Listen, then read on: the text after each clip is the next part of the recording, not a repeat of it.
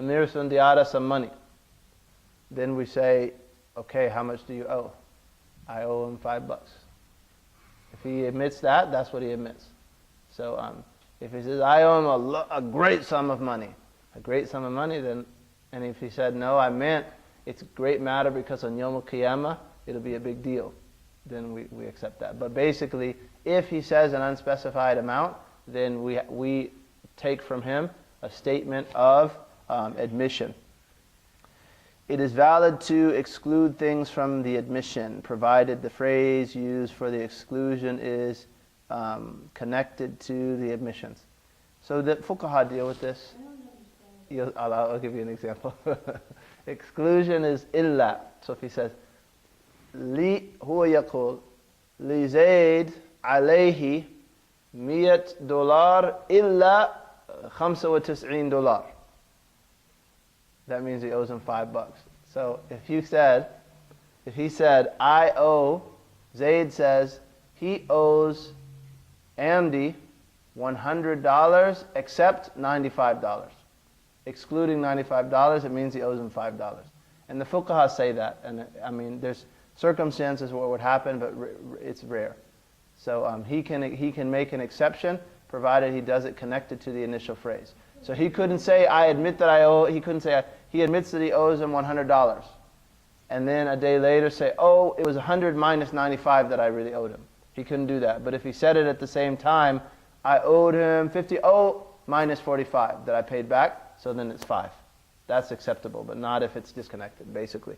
And that they...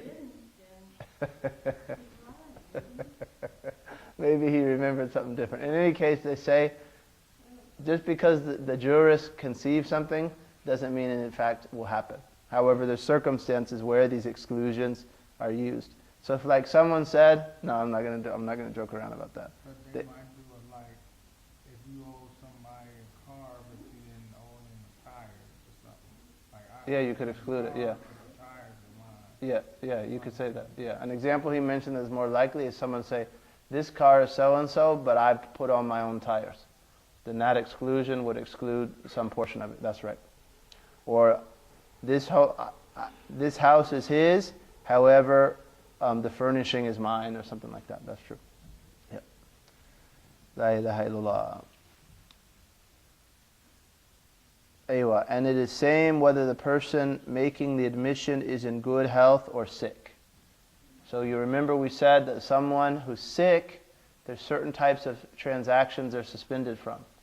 Like for instance, doing a legacy of more than a third. However, in the case of admissions, they can admit to a debt that basically consumes their whole estate. They can admit to that in their fatal illness, to debts or what have you, and it's beyond the third, as opposed to some other types of transactions.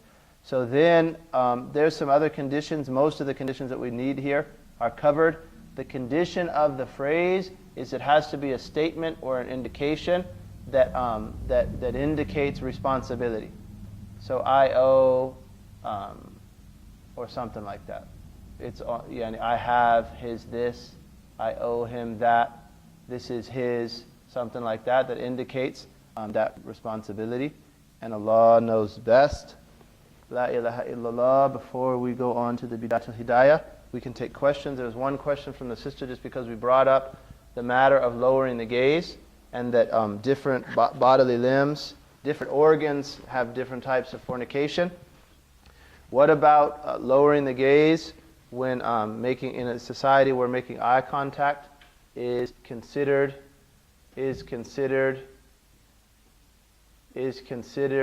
respectful? The limits of Allah deserve more respect. That's first of all. So any lack of lowering gaze that transgresses the limits obviously is not acceptable. However, we should bear in mind that with respect to looking at the face of the opposite sex, especially from women looking at the face of a man, there's a difference of opinion whether the face is considered forbidden to look at, provided there's no temptation and no desire. So the strictest of the ulama say that she can't look at any part of him, just like he can't look at any part of her, though the sacred law doesn't order him to cover his face. There's another position that may be followed, that it's permissible to look provided there's no temptation or desire. So like, for instance, one can't look at the face, stare at the face and features of someone that one considers attractive. However, if not, there's a difference of opinion that carries you.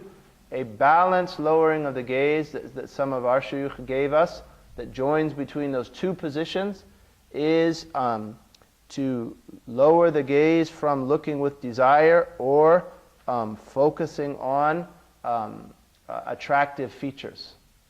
So someone might have someone in one's vision, but one's not focusing on their attractive features, and also obviously one's not looking with desire, but that's a balanced lowering of the gaze. Obviously, if there's desire, then forget it, it's not permissible, and Allah knows best. Any other questions? Admissions? La ilaha illallah. You had said that someone would have to check to see whether or not the divorce was valid. So what would be an example of an invalid divorce? He did never divorce her. He just took off, God forbid. Or he didn't make a valid statement. Or the waiting period didn't finish. Or something like that. Yep.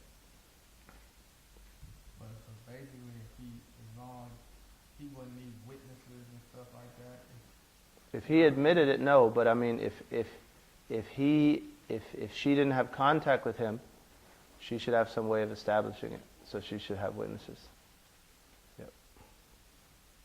And then how long would a person have to leave for before it would be considered abandonment? Oh, that's mushkila. That's hard. It's hard to establish that. That's a big problem. It's hard to establish that. Yeah, that one's a hard one.